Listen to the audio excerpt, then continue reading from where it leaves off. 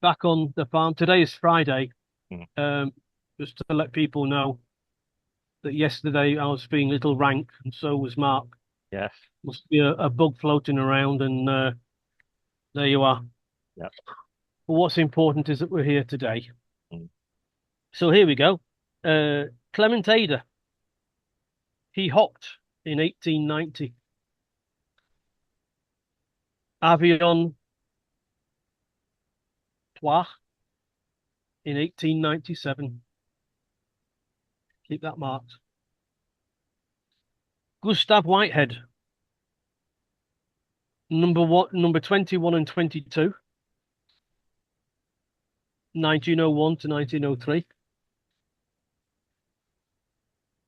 This will give the game away. Samuel Pierpont Langley, Aerodrome A, 1903. Karl Jatho, 1903, from Germany. Richard Pearce, 1903, 1904, from New Zealand. Trajan Viewer, 1906, from France. Jacob Ellerhammer, 1906, from Denmark. And of course, to give you the whole full Monty, if you like, Wilbur and Orville Wright, the Wright Flyer, 1903, and Alberto Santos Dumont, 14 bis, or 14 bis, Yeah. 1906.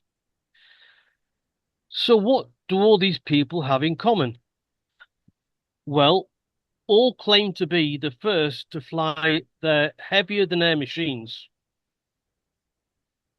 Right? All of them claim to be the first. Yeah. Uh, but what did they do before the successful flight? Is always the one question I like to ask. You know, and of course, the answer must be that they failed because they didn't fly. Yeah. Right? They failed. They learned from what went wrong and tried again until one fine day, even if all these fine people were the first, achieved the personal achievement of paving the way for the rest of us to use the sky as a convenient way to travel. Even before Leonardo da Vinci's invention of the heavier than air machine, has it been the dream of man to reach the heavens. And so, after the humble beginnings of the Wright brothers et al., nothing has changed. The desire to go further still exists. Nobody is more to the forefront of this pack as Elon Musk, who yesterday launched his Starship Rocket 8 on yet another test flight. The first stage of the rocket returned to the chopsticks, as they're called, on the launching pad. This maneuver, which made the name most prominent in the rocket field. He was the first, and as I understand, the only who was able to do this. Yeah. The second stage wasn't quite so lucky, and for some reason exploded and returned to Earth in pieces, making some Florida airports to suspend flights because of the falling debris for about 25 minutes. It's what is expected on a test flight. That's why they're called test flights. That's what they're made for, to test. And things can and do go wrong. Then you learn from the experience, and next time you hope for the better. Yeah. But of course, all this is not the main point of this podcast. I wish it was. Yeah. Well, interesting. Yeah. So I give the stage now to the comments section of the British Daily Mail newspaper, where well over 90% of the contributors on their comments section after the article were well pleased that Musk failed in this last attempt. Now, some of the comments called him an idiot. some of the others slated him, you know, saying bad things, derogatory things, Yeah. about he's never going to get to Mars and things like this, Yeah. because that's his aim. His aim To is get. in the next couple of years to get to Mars. Yeah. These very same people may not know it, but they might be using the very internet he is providing or the same software in their cars that he invented. They may not know it, No. but I'm sure that in many cases they are. Their vision is so myopic. What they don't seem to understand is you can't have success without failure. It's the law of the universe. It's universal law. It's the yin and the yang, Mm. you know. Uh, if there's no failure, if you don't have failure, then you can't ever have success, Yeah. you know. It's the difference between the two.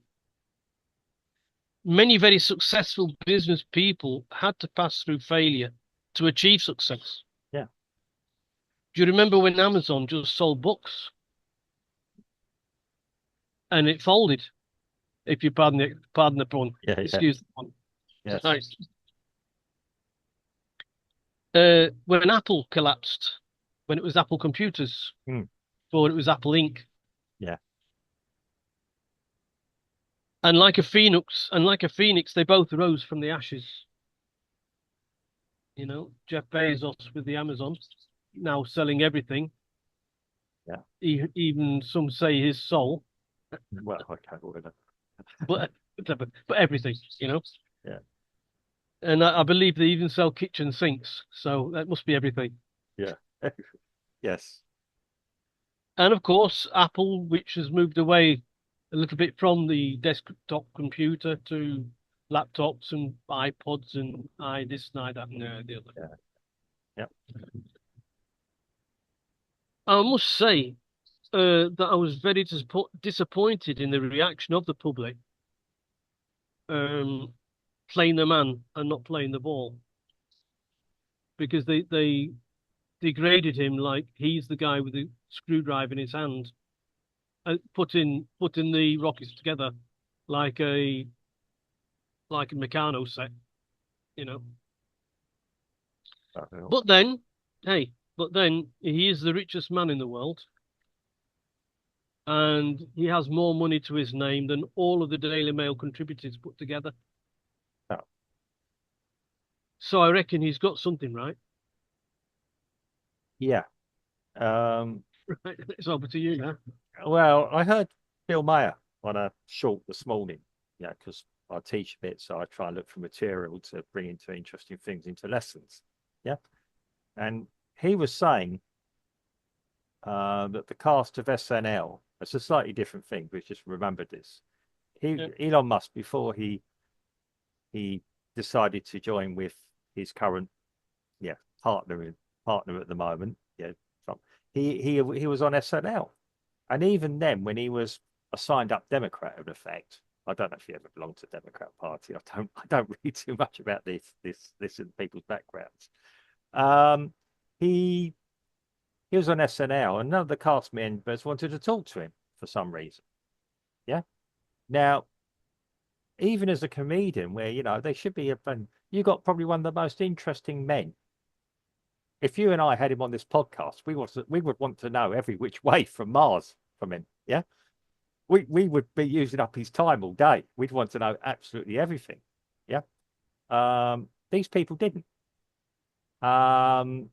Yeah, and I think when he's been on other things as well, when he the BBC journalist who ran out of questions. If you've got Elon Musk in front of you, how do you run out of questions? Yeah. How?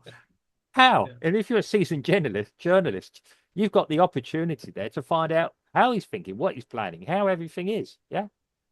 Um, I'm afraid that when people say we're dumbing down, I honestly believe it now.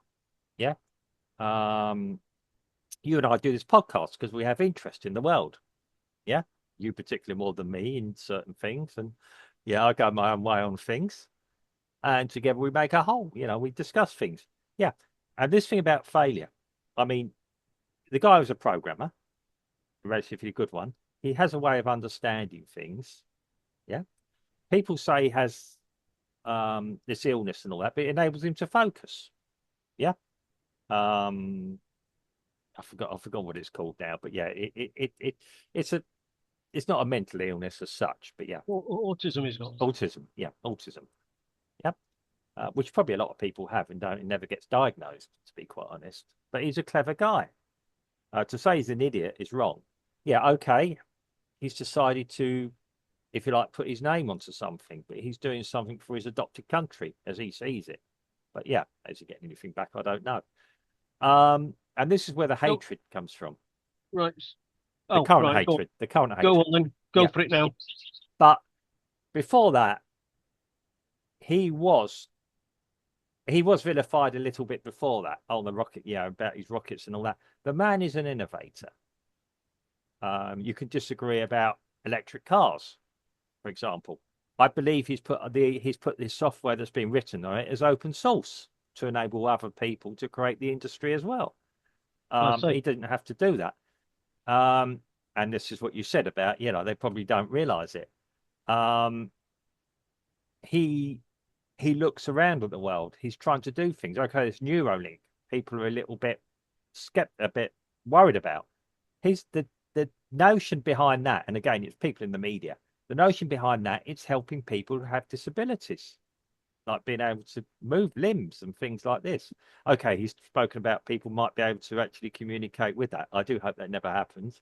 With all due respect, Steve, I wouldn't want to know your innermost deepest thoughts sometimes, and vice versa. Yeah, but yeah, he's looking around, but maybe the theory behind that, people who have an inability to talk will be able to communicate with others somehow. Yeah.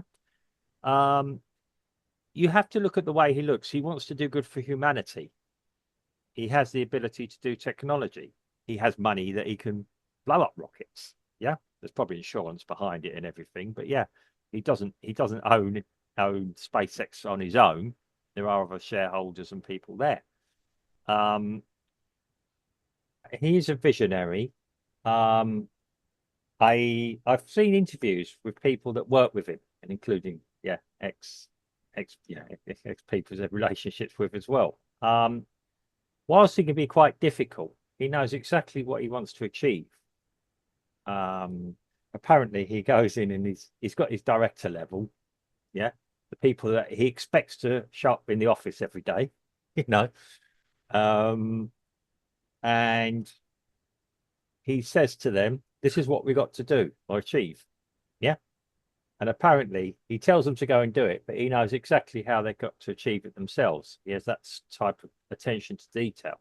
He doesn't really micromanage, what I can understand, unless he really has to. Yeah. But Yeah, he's, what I'm trying to get at in this, like I said, is that all the hate yeah, coming because I mean you can understand if he doesn't micromanage, if he's very abrupt and yeah, he knows what to do, determined to do it no matter what.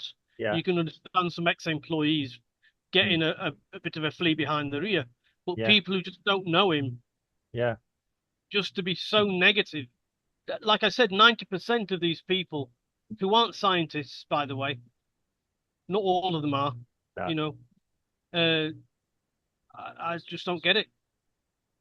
Yeah, I'm afraid, yeah, I mean, even before his alliance with Trump, he was vilified by some quarters. Um, For don't being too forget, successful. eh? For being too successful. Sometimes, yeah. I mean, I think this was the problem with SNL. Talk about success. Millionaire entertainment people who, let's be honest, what do they really do? Yeah. We're vilifying him for being successful. Um, he knows what he's doing. Is it right? He's got so much money. Well, apparently he doesn't hang on to it. He's doing lots of different things. Um, Yeah, he's a tech mongrel. He blows it up there. He's it there with Jeff Bezos and Mark Zuckerberg, who don't seem to be vilified as much as him. You can understand SNL Mm. Saturday Night Live, Mm. um, taking it, giving him a ribbing. That's what they're paid to do. Yeah, they That's didn't. what comedians do. Yeah. They have to find something about somebody and then Well, the ridicule it and to bring it out in a funny sort of way so that everybody will laugh. well, no, the problem we had with SNL is they didn't want to talk to him off camera. Yeah. Well, that's that I'm talking about. I'm talking about what the Uh, public can see. yeah. Okay. Yeah. Yeah. Okay. Well, yeah, it's all right to joke about things, and yeah, I think you can take that. I don't think he's particularly worried, but this was an observation Bill Mayer saw. Yeah. Um, yeah. Um, it is a um, it is a jealousy thing. I don't know what it is. Um, he's a busy guy. I don't believe he takes holidays. Yeah. Um, again, his whole life is just doing what he does. Right. That's right, and I think that's where it lies. Mm. Is that the people instead of looking at their own lives, Yeah. seeing what they've accomplished, which in comparison is not a great deal. Yeah. The only thing they can do to justify their existence is to say that he's wrong Yeah. or that he's an idiot. And I think that's a very, very sad. Like I said, the podcast wasn't about him being a No. No. having SpaceX. The, the Yeah. the podcast was about these comments in the public forum. Yeah. Well, it's an unfortunate thing is that I mean we come from the UK where we naturally pull down success anyway. There's always been something in the British um, psyche that we pull down successful people for some reason. Yet people succeed against those odds. Well, I think Um, once again we try and ridicule it. It's a sense of humour. yeah. I've never seen anything as vile as what I saw, and I don't think we never used to be vile. We would No. we would ridicule somebody, sure, give them a good ribbing, Yeah. I but think. humorous thing. Yeah, I mean, ironically, I mean, yeah, it's probably it's probably the beast that Elon Musk probably feeds partly himself with this online culture we have. You and me, we go on do a podcast. We're visual. We've got our names in the corner. We're out there saying what we can do. We're not doing it from behind a keyboard. Yeah, with an anonymous name. I mean, we can be traced almost. These people, I do think there is a little bit of a culture of keyboard warrior or keyboard fanatics or whatever you want to put to it. Yeah. Um, there is, you can be anonymous and say some of the most horrible things going. I mean, anyone's traceable now.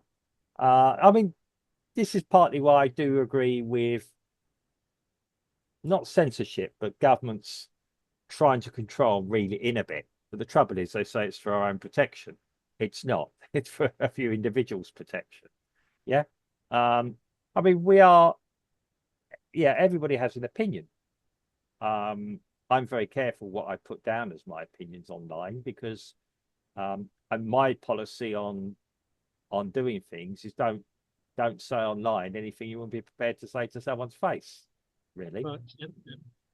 And I think that's what it should be. If these people actually got to meet Elon Musk, so like he did a Q&A session somewhere, it'd probably be a packed venue where you could actually go and ask him questions and you'd probably learn a lot more. But he's already done that. I mean, the BBC had the ideal opportunity with their journalists to sit down and find out as much about the man, and they tried to vilify him to his face.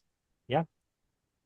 And at that point, I'm afraid I lost all respect Yep. for BBC journalism. Okay, people make mistakes. That was a concerted effort to destroy someone. Before, yeah, his latest ventures came to pass, yeah, or came into fruition. Um, for some reason, people just like him. And there is a mass hysteria that comes around media, and it's led by the media. Disregards social media side of it all. But yeah, you can see it. And people are sheep now. Yeah. Um,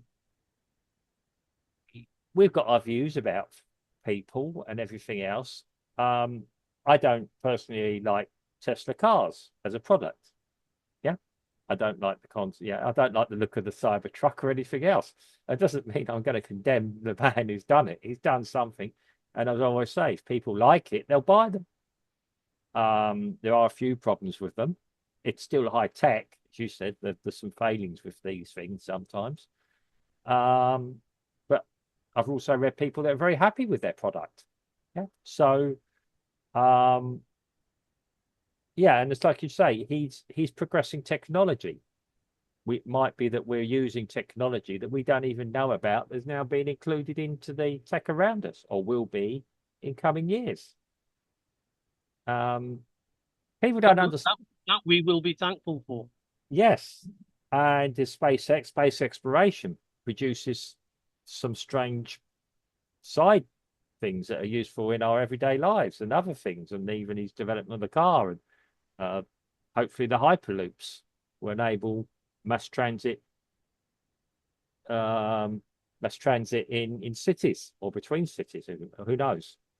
Um, and well, I mean, it doesn't really do anything new sometimes, but he's trying to push the boundaries of science and technology in a way that he can see. He looks around him all the time. He does learn from other people.